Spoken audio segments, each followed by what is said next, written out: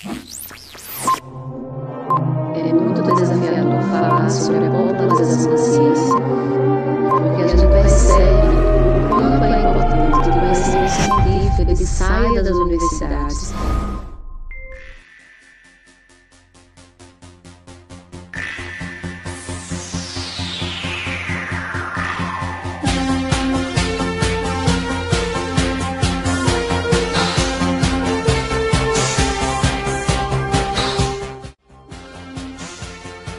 E esse é mais um podcast de hoje.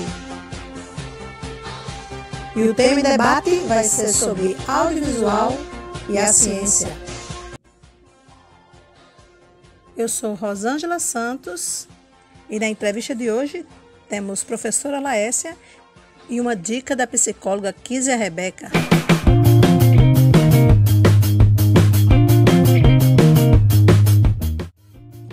Professora Laécia é mestra em formação de professores pela UFPB, licenciada em Ciências Biológicas também pela UFPB, especialista em Educação Básica e está concluindo o curso de Pedagogia. Olá, sou a professora Laécia, bióloga, e agradeço desde já o convite da professora Rosângela para participar com vocês nesse podcast e vamos falar um pouco sobre a popularização da ciência através das redes sociais e como também a produção audiovisual ela pode contribuir para esta divulgação científica no Brasil. Bom, para iniciar, eu queria desejar boas-vindas e queria saber um pouco como você vê essa divulgação da ciência via mídias, né? Que esse boom da mídia, hoje das redes sociais, os canais aí proliferando. Qual o teu olhar sobre essa popularização? Bem, primeiro, nós precisamos entender que popularizar a ciência é torná-la acessível a todas as pessoas. É necessário, então, criar estratégias para que a ciência saia do contexto acadêmico e chegue até a casa das pessoas. Uma das estratégias utilizadas hoje em dia para tornar essa ciência mais acessível tem sido as redes sociais, onde professores e cientistas usam os seus perfis para divulgar o conhecimento científico. Muitos utilizam também estratégias audiovisuais, como produção de animações, vídeos, podcasts, que podem atrair diversos públicos para o debate de questões científicas. Então, esse tipo de animação e essa diversidade que a internet pode proporcionar cada vez mais aos professores e aos cientistas, vai atrair públicos diversos, desde crianças que têm interesse em conhecimento científico até mesmo os mais idosos. Então é importante que a gente esteja sempre atento a qual estratégia utilizar para alcançar o maior número de pessoas, que esse é o objetivo maior da popularização da ciência. Laécia, a gente hoje tem visto um negacionismo frente à ciência. Muitas pessoas acham que a ciência ela não é tão valiosa. Infelizmente, aqui no nosso Brasil, a gente tem uma estatística bem inferior aos demais países europeus.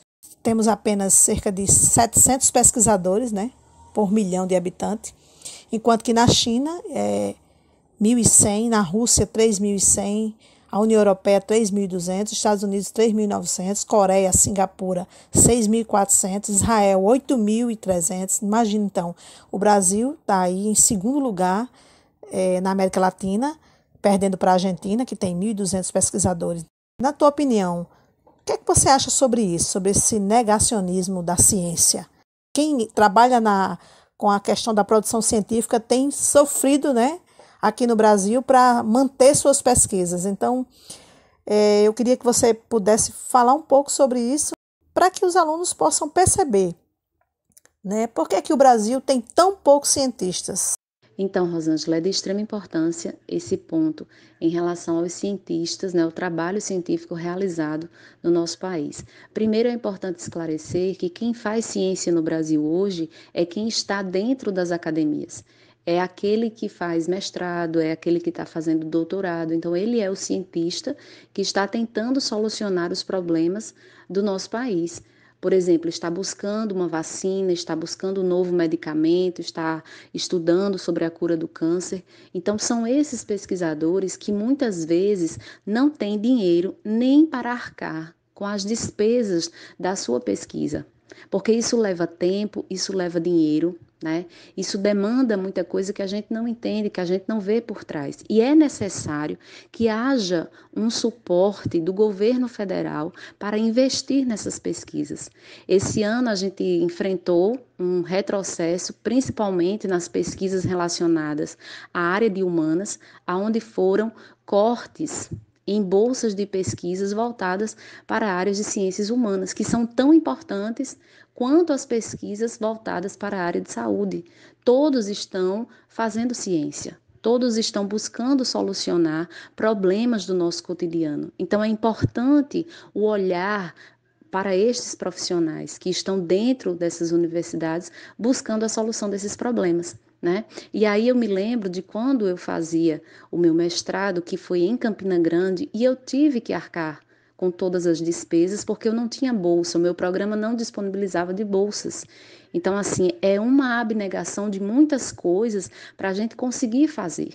Porque na época eu tive que diminuir carga horária na minha escola, onde eu trabalhava, e aí eu tinha gastos com o deslocamento até Campina Grande. A minha pesquisa não foi realizada nem em Campina, nem em João Pessoa, foi realizada no sertão da Paraíba, então já era mais gastos ainda para poder ir para o sertão, para poder realizar a pesquisa, e tudo isso é custo. Então, se eu, enquanto cientista, enquanto pesquisadora, não tivesse enfrentado, eu não teria terminado. E, infelizmente, hoje no nosso país existem muitos e muitos pesquisadores que estão enfrentando realidades difíceis por falta de investimento. E é exatamente o que você falou, é o negacionismo, é achar que a ciência não tem o seu devido valor, é achar que as pesquisas elas não são produtivas para o país. Mas na situação que nós vivenciamos este ano, como é a questão da pandemia, aí sim nós enxergamos o valor da ciência, porque é importante ter aquele cientista lá no laboratório, aquele pesquisador que está lá investigando o DNA de um vírus novo, que está investigando as formas de replicação viral, que está em busca de uma vacina, em busca de um medicamento. E todos então começam a ficar à mercê da ciência. Mas como é que a ciência pode avançar sem ter o devido investimento? Porque é necessário. É necessário ter investimento e o investimento na ciência é a longo prazo. Não é hoje para ver o resultado amanhã, não. E esse investimento, ele também não só inicia lá na academia. É importante investir também na formação dos professores na educação básica, porque é de baixo que a gente vai começando a formar esses pequenos cientistas para que eles tenham interesse em um dia entrar nessas universidades e fazer pesquisa. Mas quando a gente não tem esse apoio, essa visão, infelizmente, muitos não querem, porque muitos vão dizer, eu vou ter que tirar do meu bolso para poder fazer, e não é fácil. Então, é importantíssimo, né, que a comunidade, que a sociedade abra o seu olhar e veja quão é importante esse investimento na ciência e que a gente possa continuar na luta. Eu, enquanto professora, estou continuando sempre lutando por mais espaço, por mais voz dentro da ciência, principalmente para as mulheres, que também não é um campo fácil, mas estamos na luta e continuaremos em busca de mais espaço. Laís, eu queria que você falasse um pouco, né, sobre a pesquisa que você fez na época do mestrado, né? O que você pesquisou, como foi essa experiência, né, de trabalhar um tema que não é muito da sua área, mas acabou se agregando, né, à tua prática de sala de aula. Então, conta pra gente aqui um pouquinho como foi pesquisar sobre o tema da tua dissertação. Foi um desafio muito grande em relação à minha pesquisa de mestrado, porque o tema não é tão fácil, é muito desafiador falar sobre a popularização da ciência.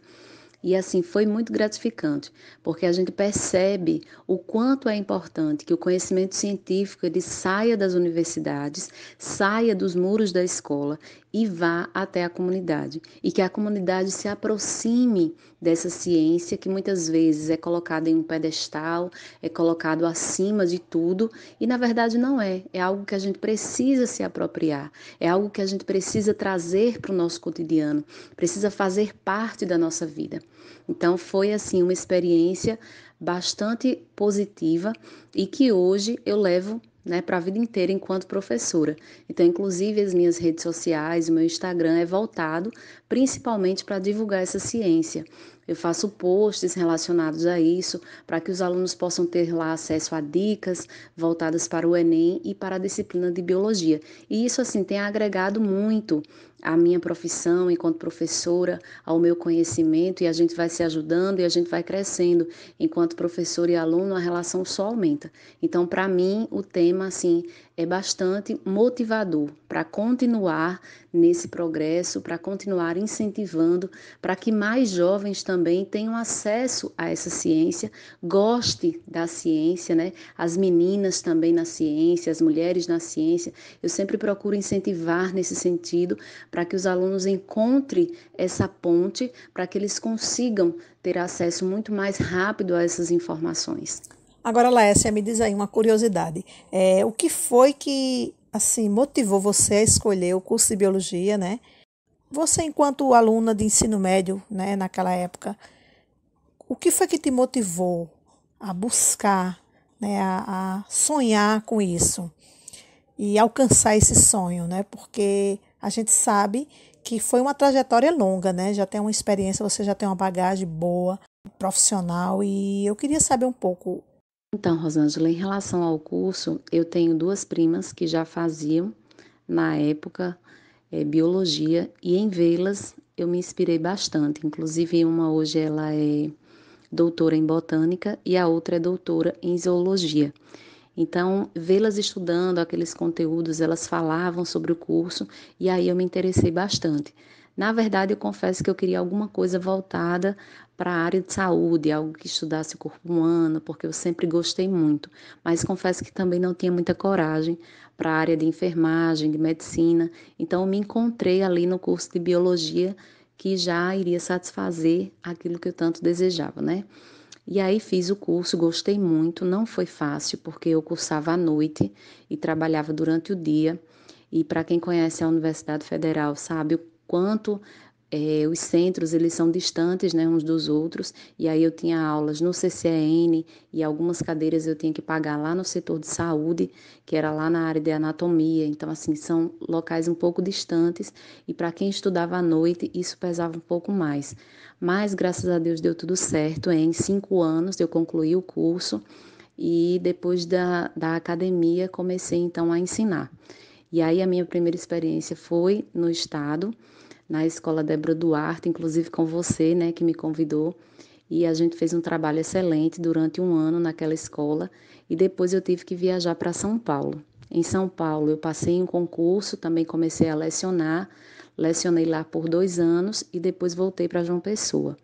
Dei aulas em escolas particulares, em cursinhos e recentemente passei no concurso para professora do estado aqui da Paraíba e agora, atualmente, estou lecionando na Escola Milton Campos, que para mim tem sido uma experiência espetacular em relação ao ensino integral, que eu ainda não tinha experiência, mas assim que é bastante enriquecedor enquanto professora e tem agregado muito conhecimento ao meu currículo.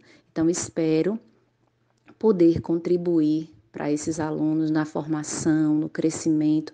E o meu intuito é fazer com que eles tenham esse interesse também pela ciência, pela academia, para entrarem nas universidades públicas, né? E poder aí construir a sua própria história, porque todos nós somos capazes de escrever uma nova história, apesar das dificuldades, apesar de tudo o que acontece na nossa vida, mas que a gente possa ter na mente o foco, né, de continuar e sempre ter nos estudos como uma alternativa para a gente mudar de vida, para a gente mudar o rumo da nossa história e com certeza dar certo. Agora, falando um pouquinho sobre a questão do uso excessivo das redes sociais, a gente tem fala da psicóloga Kizzy Rebeca, que traz um pouco para a gente o que pode causar o excesso de uso de redes sociais, que não são para fins de pesquisa, né? De fins de buscar o conhecimento. Então, vale a pena conferir. Evidentemente, as redes sociais trouxeram-nos vantagens e facilitou muito a nossa vida em diversos aspectos. Porém, o uso excessivo das redes sociais afeta negativamente o aspecto emocional. E, entre outros, os dois principais perigos disso são: primeiro, a exposição constante a notícias negativas, que amplificam preocupações ou até mesmo criam essas preocupações sendo desnecessárias. Segundo, esse uso excessivo gera uma obsessão digital, que é quando há uma transformação ou uma confusão entre o plano físico e o digital. Então, se deixa de vivenciar experiências reais de contato presencial, que são essenciais para a saúde emocional. Portanto, é necessário que haja um equilíbrio, um uso com moderação, para que uma coisa boa, que são as redes sociais, não se torne algo prejudicial à nossa saúde mental e às nossas relações interpessoais. Então fica aí a dica, que semana que vem tem mais um podcast e eu espero você como ouvinte. E aí eu quero agradecer a professora Laécia pela presença nesse podcast e dizer que próxima semana a gente tem mais um podcast e eu queria que você ficasse ligado. Se você ainda não se inscreveu no canal, se inscreve lá no canal de Professora Rosângela e você vai estar a cada semana recebendo um material novo, certo? Esse é um desafio nosso, estamos aí reativando o canal e tentando promover atividades diversas na área da educação e também vários temas que vão estar acontecendo lá no debate. Eu gostaria de agradecer, o convite que me foi feito pela professora Rosângela de estar aqui com vocês, conversando um pouco sobre tudo isso. Para mim foi gratificante poder lembrar de toda a minha caminhada, de tudo aquilo que eu vivenciei, tanto enquanto estudante na universidade, no ensino médio, relembrar toda essa carreira aí. Foi bem interessante e espero que você, enquanto aluno que está escutando essa nossa conversa, possa se sentir motivado a continuar nos estudos, a continuar aí em busca do seu sonho, seja para entrar numa faculdade, seja para fazer ciência, seja para empreender, que você possa se sentir motivado a continuar, porque é através dos estudos que a gente consegue aí melhores espaços e reescrever a nossa história. Um grande abraço a todos. Se inscreva no canal do YouTube Professora Rosângela Santos ou siga o Instagram Professora Rosângela Santos 20.